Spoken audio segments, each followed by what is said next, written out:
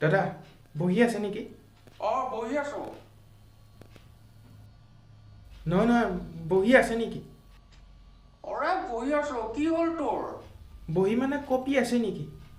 ক'তনো কপি আছো, ভালকে বহি আছো তো। নহয় মানে আপোনাৰ দোকানত বহি আছেনে বাৰু? নহ'লে কি তোৰ বাপেৰ দোকানত বহি আছো নেকি? হেই তোৰ দোকানত কোন আহে? মোৰ দোকানত দুঠেঙীয়া আহে।